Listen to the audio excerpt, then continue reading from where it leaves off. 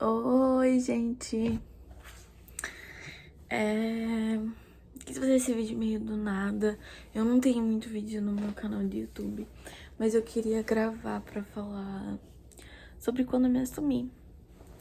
Não sei se alguém tem curiosidade ou você é sapatão e você pensa em se assumir e ainda não se assumiu por causa da sua família, porque esse era o meu maior medo. Mas então, queria me apresentar pra vocês. Meu nome é Ciara, eu tenho 21 anos, eu moro nos Estados Unidos. Eu sou lésbica desde que pequenininha. Eu não saía beijando mulher, mas eu sabia que eu gostava de meninas. Eu lembro que desde pequenininha eu via a possibilidade de ficar com menina. Então faz 2 anos que eu estou assumida, me assumi. Na verdade faz 3 anos, me assumi em 2018. E desde lá minha vida é só assim, ups and downs, ups and downs. Tipo, tem hora que tá muito bom, tem hora que tá muito ruim. E às vezes é alguns problemas da vida mesmo, que pode acontecer com qualquer pessoa. E as outras vezes é problema de você gostar de mulher. Então, me apresentei. Eu moro nos Estados Unidos, não sei se eu falei isso. Eu moro na Filadélfia. E vai fazer 8 anos que eu moro aqui. Eu vim pra cá com 14 anos. Bem nova. E já vai fazer 21 que eu tô aqui. Então vai fazer... Fez 21 anos. Eu fiz 21 anos e vai fazer 8 anos em dezembro. Mas então, vou começar o vídeo. Vou começar a minha história. Como eu falei, desde pequenininha, eu vi a possibilidade de ficar com meninas. Desde pequenininha. Eu lembro que quando eu tinha por volta de uns 7, 8 anos, que eu sei que é a época que... É a época, assim, que a gente começa a ver nossas amiguinhas, às vezes gostando de um menininho, ou falando alguma coisa. Eu até falava que eu gostava de um menino. Hoje em dia eu sou corintiana, porque eu gostei de um menino. Quando eu era pequenininha, eu gostei de um menino e eu comecei a torcer pro Corinthians por causa dele. Mas, às vezes, o meu gostar de um menino era porque eu queria que as pessoas me aceitassem.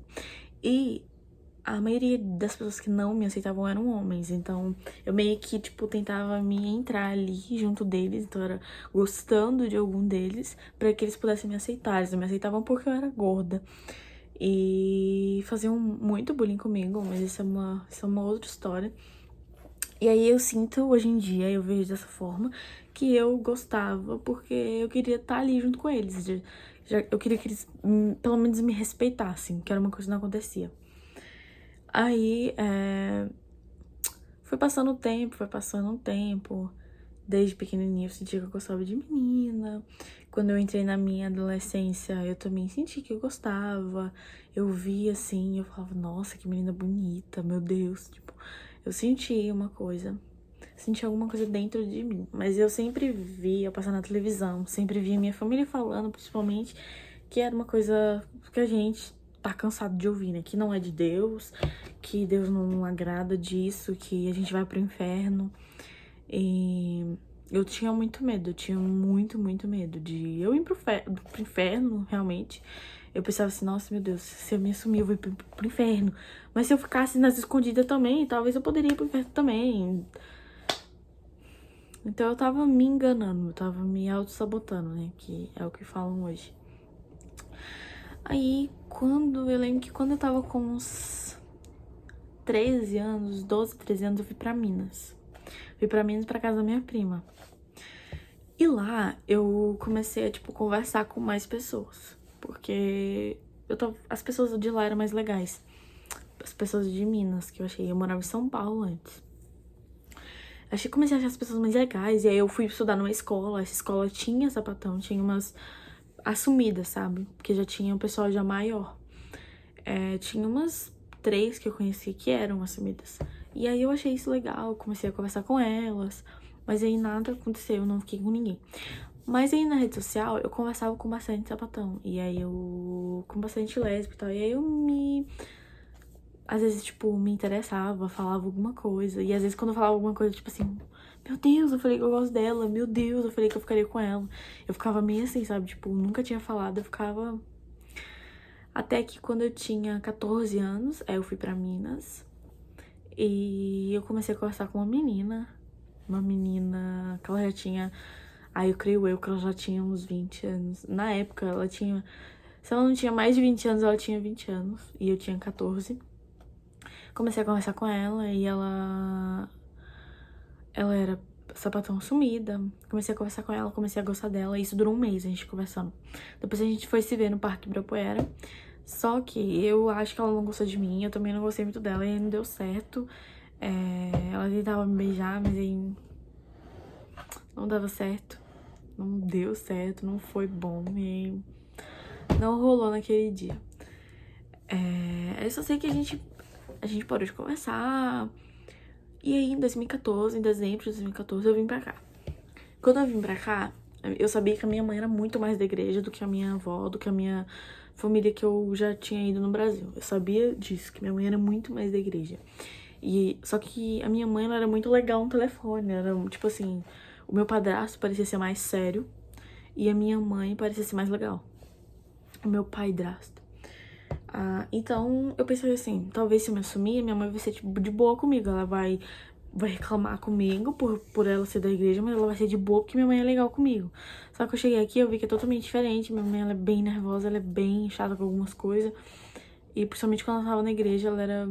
Né, porque hoje em dia eu falo isso com a maior... Como eu posso falar? Eu falo isso sem culpa. Que algumas igrejas, literalmente, elas mexem com a sua cabeça. Elas fazem você pensar de outra forma sobre coisas assim que é o auge de acontecer. Elas fazem você pensar de outra forma. Eu não sei como eles fazem isso, mas eles fazem isso.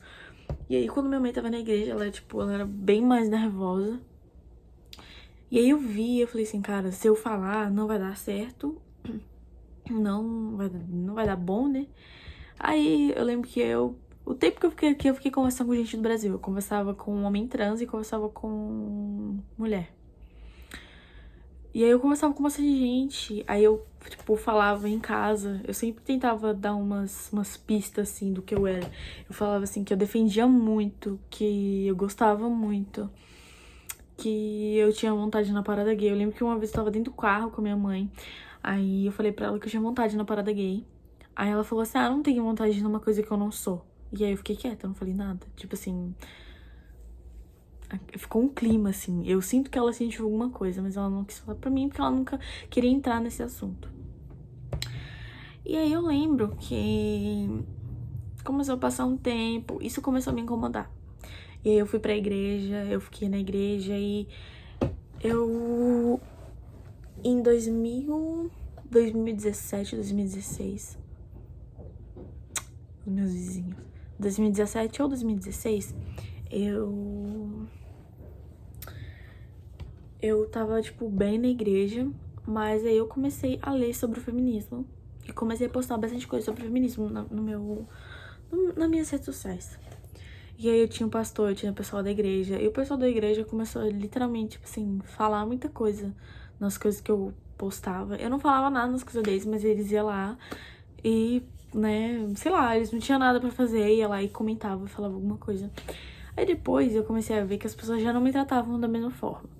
Depois eu comecei a sentir que tinha alguma coisa sobre eu gostar de mulher. Sem que ninguém sabia. Mas eles associavam isso, até hoje associam, né? Tem muita gente que associa, você ser feminista com você gostar de mulher. Feminismo é junto com o grupo LGBT.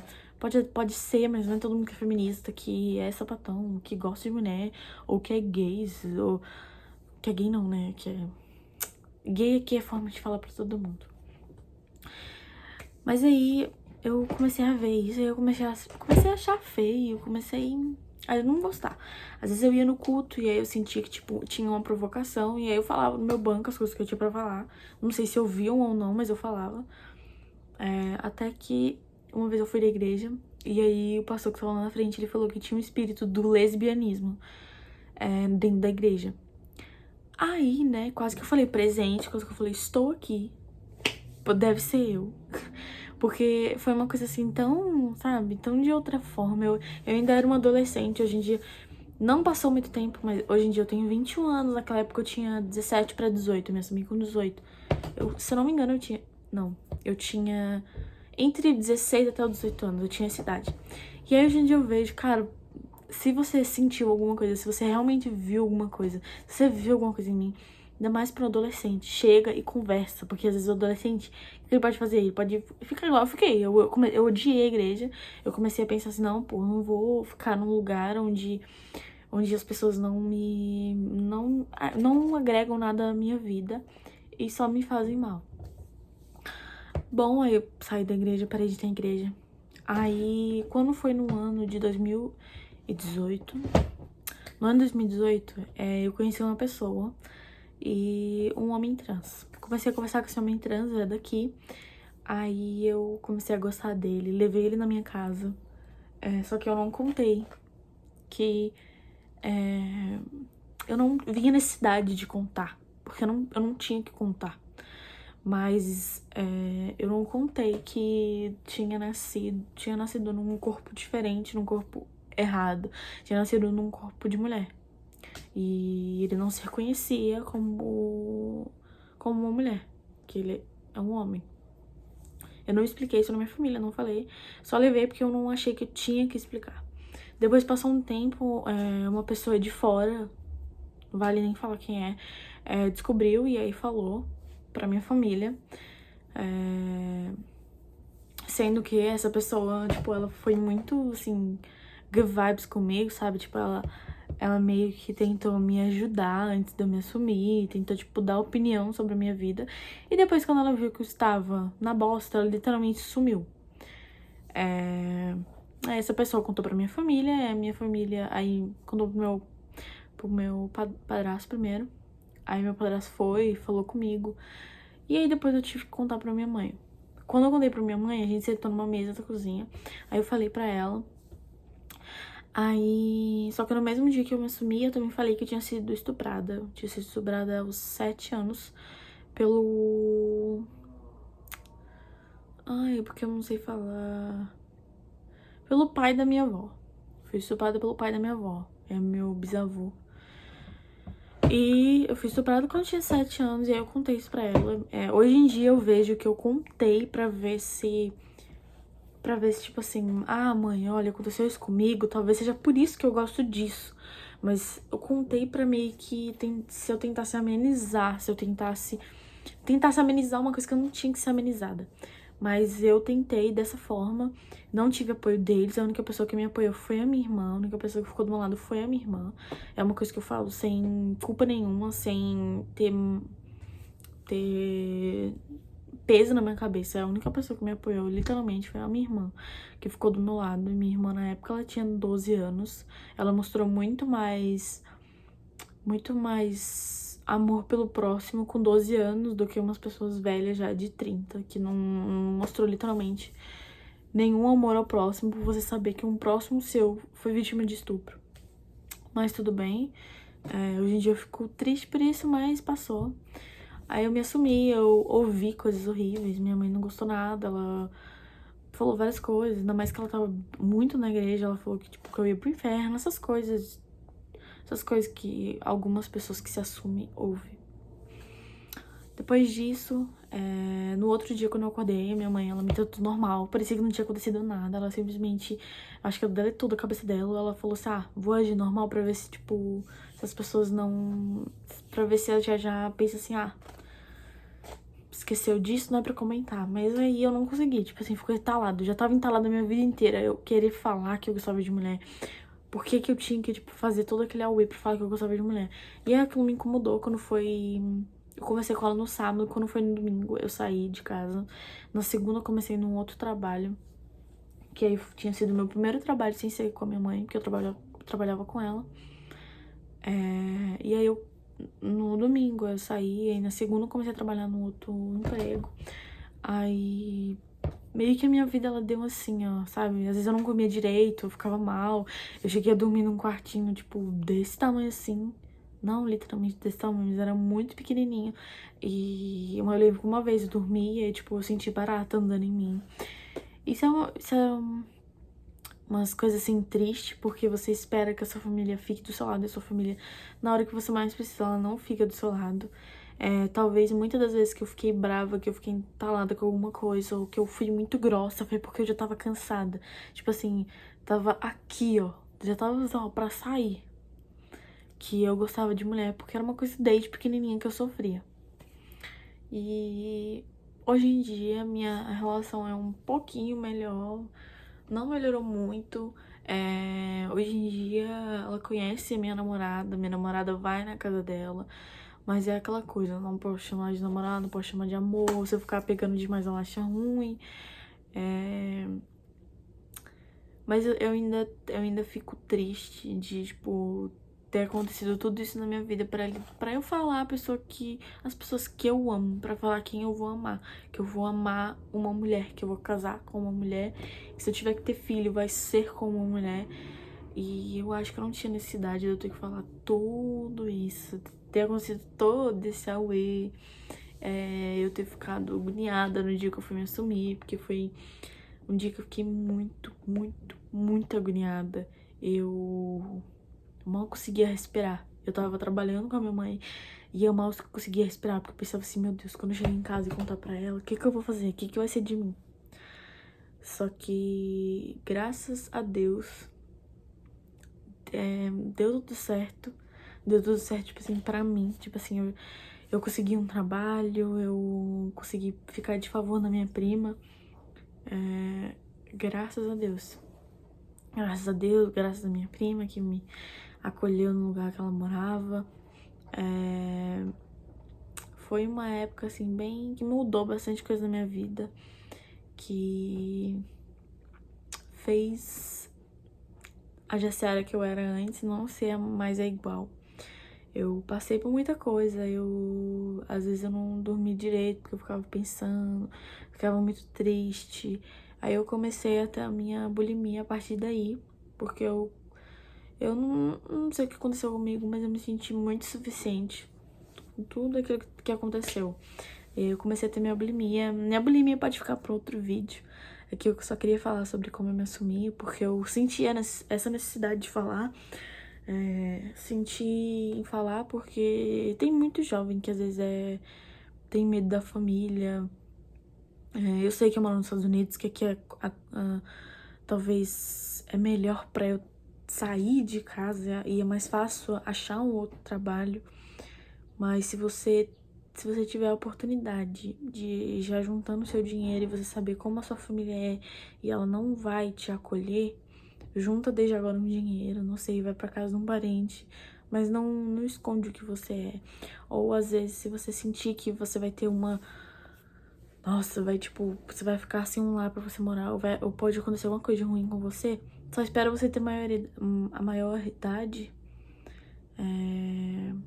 trabalhe um pouquinho e aí, não sei, não fala nada, não... Simplesmente seja quem você é, só que longe, tipo... Não sei muito explicar sobre isso, mas não tenta se esconder, que isso não é bom. Obrigada. Boa noite. Boa noite, bom dia, boa tarde.